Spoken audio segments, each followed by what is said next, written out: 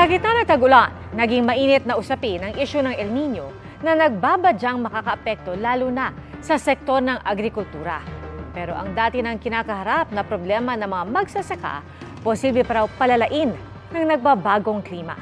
At para sa ating Climate Change Special Report Series, tampok muli ang isang ulat mula sa GMA Integrated News Weather Center. At ihatid yan ni Maureen Shrivers.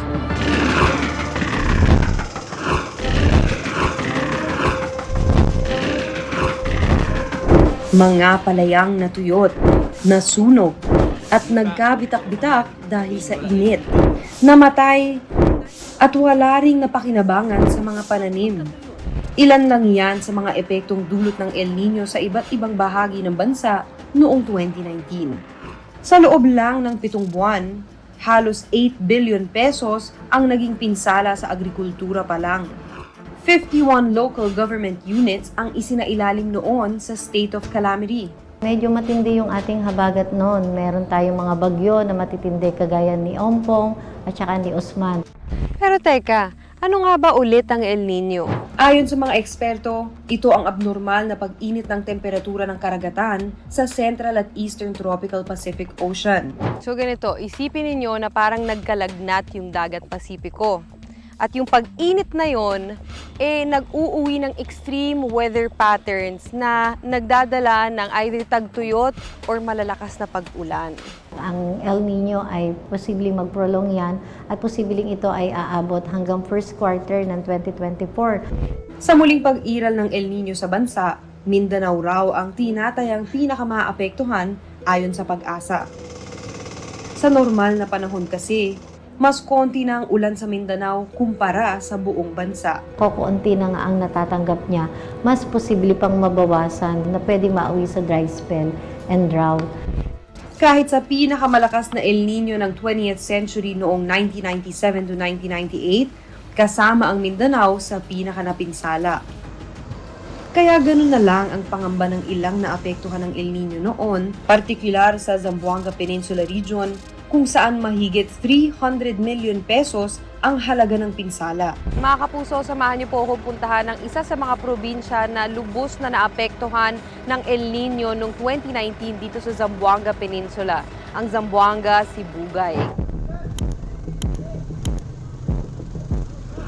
Dito ko nakilala ang magsasakang si Julius, na nanuyot ang mga tanim na palay noong 2019. Yung nag-inin nyo ma'am, yung mga palay maliliit pa, hindi nakatubo kasi naanuhan na siya ng init tapos hindi na nakabunga.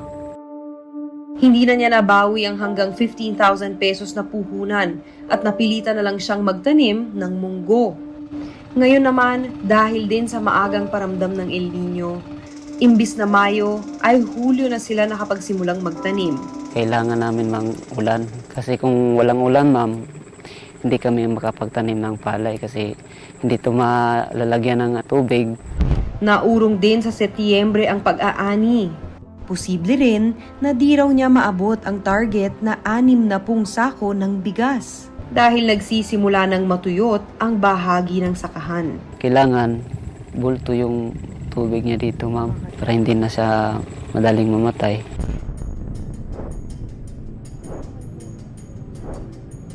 Ito yung sinasabi kanina ni Kuya Julius na nanunuyot na yung palay nila and talaga makikita naman natin yung mga lupa wala na nga siyang hydration. Sa ngayon, naghahanda na ang Department of Agriculture sa Zamboanga Peninsula. 75 to 80% we are really prepared for that. Halimbawa, yung pagbibili ng itong drought-resistant varieties, yung mga open-pollinated varieties for corn, at saka yung mga drought resistance din na mga ating vegetable seeds.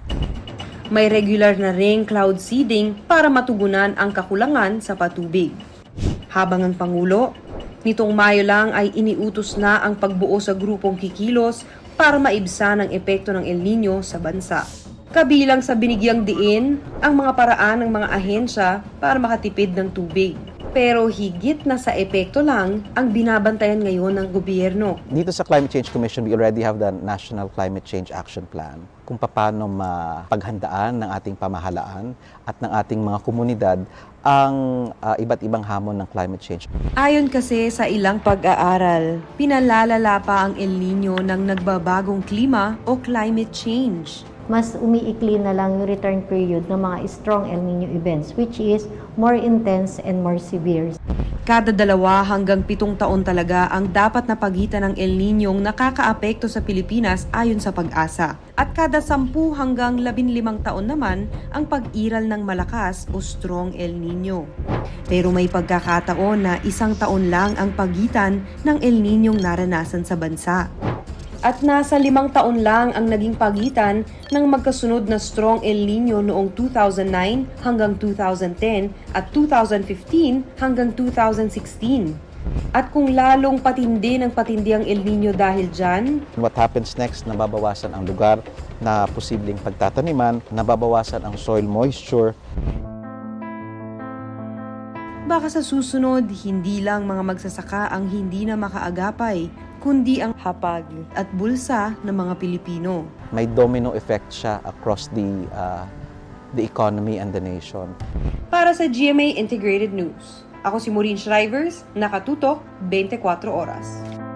Mga kapuso, kasama nyo kami 24 oras. Mag-subscribe sa GMA Integrated News sa YouTube. Sa mga kapuso abroad, bisitahin ang GMA Pinoy TV at www.gmanews.tv.